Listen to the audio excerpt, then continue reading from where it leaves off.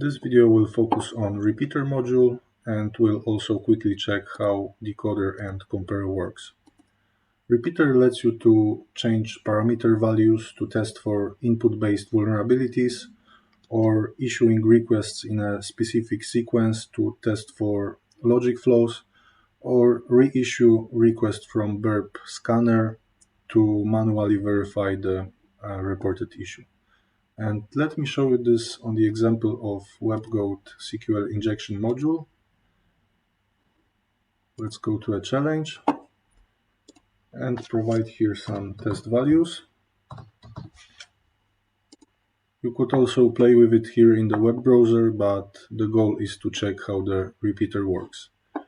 And for this case, we should turn on the interception. And here we've got intercepted post request, and we simply send it to repeater.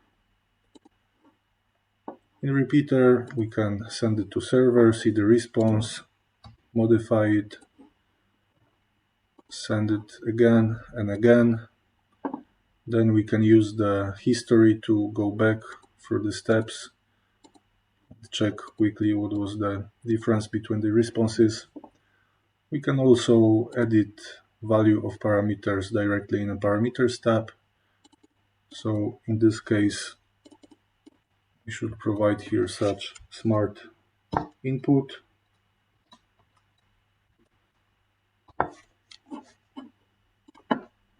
And we have achieved whole content of user data table because of such SQL statement, which is always true. And as a test, please complete the challenge number 9 and send me the screenshot from Repeater that the lesson is completed. You don't need to intercept requests to send it to Repeater. You can do it also from HTTP history and like I mentioned, from burp scanner, so from any other place in burp. There is also a nice trick that it's possible to paste the URL directly without finding it in burp. So for example,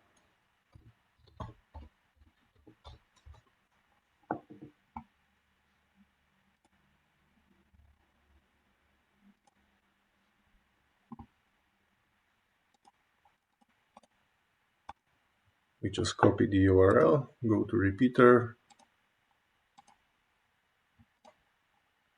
and paste URL as request. Here we should change the name of the tab to don't have mess in case of many tabs.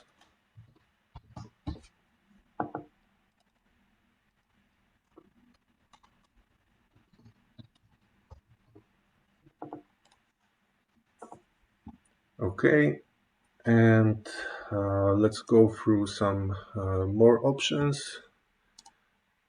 Here we can see that there is as default checked to update the content length. So with each request, browser sends a header informing what is the size of data sent.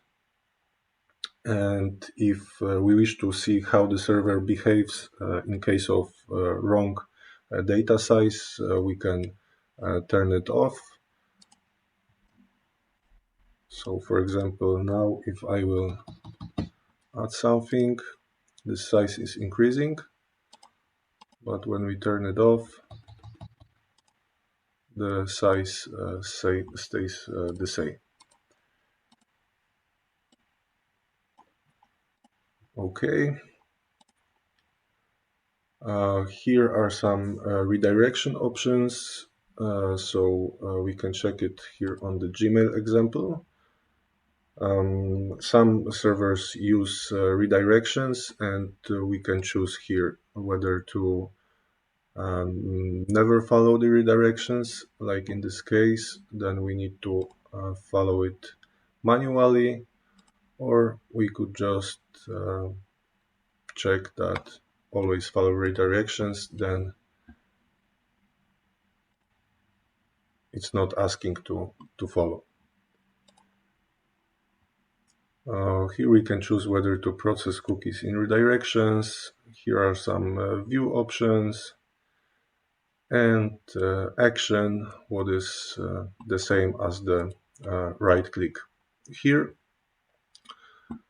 scan and intruder and sequencer will be followed in the next videos. Comparer let you to compare two items if you have some two big responses and you wish to check exactly what is the difference between each response. You can use it. In our case, we can use it here. Send it to comparer, and it will be the first item. And we can also check here, change the request method, because we can modify anything in Repater. Also the method, we could do it manually, but here is the automated option. And also send to comparer, so we could see what is the difference. Compare it by bytes or easier by words. And as you can see with orange, it is highlighted the method. What was added is with yellow and deleted in blue. In case of a long response, it's good to have synchronized view checked, because then we can go line by line and see what was the difference. Okay, and another option, send to decoder. So for example, here we had something what is encoded. We can simply send it to decoder, use the smart decode, or choose the coding method from the list. We could also do it quicker here, directly in convert selection field, URL decode or encode, and it works like that.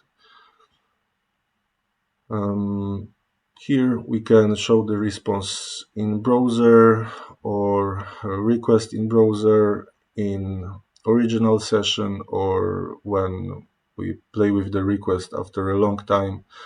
It's better to use in current browser session, because some session tokens may be not valid anymore. Here are some more advanced testing tools. This we already mentioned.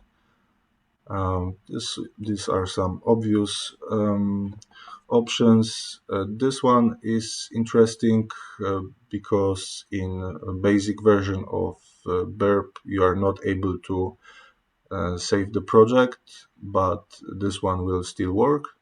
So it saves the entire history. Sitemap will be also covered later. This one we have already mentioned. URL encode as you type. It is when you want to directly make a URL encoding when you are typing, for example, something to the post. It will be directly converted into URL encoding. And another issue, some responses from the requests may came from the cache. So there is option to ask for the latest possible version by checking those two fields. So as you see, it requires non-cached response. And that would be it for the repeater module. Thank you.